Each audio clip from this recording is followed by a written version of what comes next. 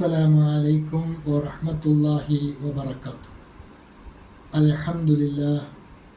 അല്ലാഹുമ്മ സ്വല്ലി അലാ മുഹമ്മദിൻ വഅലാ ആലി മുഹമ്മദ് കമാ സ്വല്ലൈത അലാ ഇബ്രാഹീമ വഅലാ ആലി ഇബ്രാഹീം വബാരിക് അലാ മുഹമ്മദിൻ വഅലാ ആലി മുഹമ്മദ് കമാ ബാറക്ത അലാ ഇബ്രാഹീമ വഅലാ ആലി ഇബ്രാഹീം ഇന്നക ഹമീദും മജീദ്. أوصيكم بتقوى الله. أعوذ بالله من الشيطان الرجيم. بسم الله الرحمن الرحيم. ولكل أمة جعلنا منسكا ليذكروا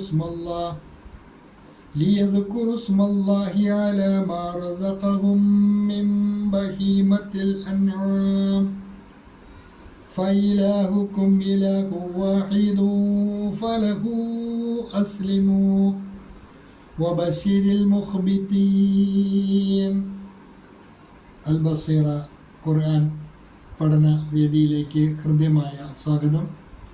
പ്രിയ സഹോദരന്മാരെ, സഹോദരിമാരെ, വിശുദ്ധ ഖുർആൻ 22-ാം അധ്യായം സൂറത്തുൽ ഹജ്ജ്, അതിലെ 34-ാമത്തെ ആയത്ത്, അതിലെ ആദ്യ ഭാഗം കഴിഞ്ഞ ക്ലാസ്സിൽ നമ്മൾ മനസ്സിലാക്കിയതാണ്. ശേഷിക്കുന്ന ഭാഗമാണ് ഇന്നത്തെ ക്ലാസ്സിലുള്ളത്. അതിൽ വരുന്ന പദങ്ങളും അതിൻ്റെ പാരായണവും ആദ്യമായി ശ്രദ്ധിക്കുക.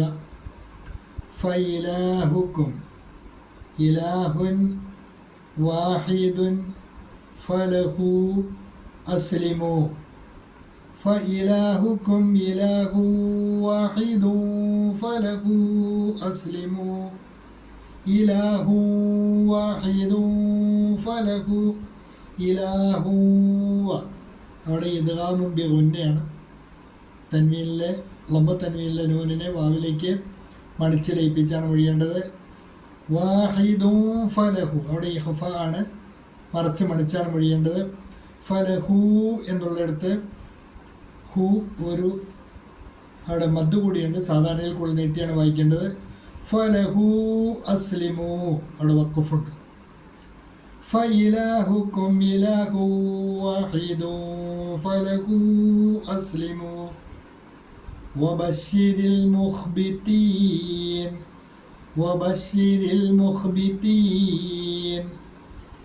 ആയത്ത് ആദ്യം മുതൽ ഒരിക്കൽ കൂടി ശ്രദ്ധിക്കുക. ولكل أمة جعلنا منسكا ليذكروا اسم الله على ما رزقهم من بهيمة الأنعام فإلهكم إله واحد فله أسلموا وبشر المخبتين. തജ്വീദനുസരിച്ച് തന്നെ പാരായണം ശീലിക്കുവാൻ ശ്രദ്ധിക്കണം. ശേഷം നിങ്ങൾക്ക് നൽകിയിട്ടുള്ള നോട്ട് ശ്രദ്ധിക്കുക. ആയത്തിൻ്റെ ആദ്യം ഭാഗം മുതൽ ഒരിക്കൽ കൂടി വിഷയത്തിൻ്റെ തുടർച്ചയ്ക്കായി നിങ്ങൾക്ക് നോട്ട് ശ്രദ്ധിക്കാവുന്നതാണ്. വലികുല്ലി ഉമ്മത്തിൻ ജഅൽനാ മൻസകാ. ഓരോ സമൂഹത്തിനും നാം ഓരോ ബലികർമ്മം നിശ്ചയിച്ചിരിക്കുന്നു. അല്ലാഹു പറയാണ്, എല്ലാ സമൂഹങ്ങളിലും ബലികർമ്മം നിശ്ചയിച്ചിട്ടുണ്ട്. ലിയദ്കുറു ഇസ്മല്ലാഹ്, അവർ അള്ളാഹുവിൻ്റെ നാമം ഉച്ചരിക്കുവാൻ വേണ്ടി. ആ ബലിമൃഗങ്ങളിൽ അള്ളാഹുവിൻ്റെ നാമം ഉച്ചരിച്ചുകൊണ്ട് അള്ളാഹുവിൻ്റെ നാമത്തിൽ അവയെ ബലിയിറക്കുവാൻ വേണ്ടിയാണ് അങ്ങനെ ബലി നിശ്ചയിച്ചിട്ടുള്ളത്.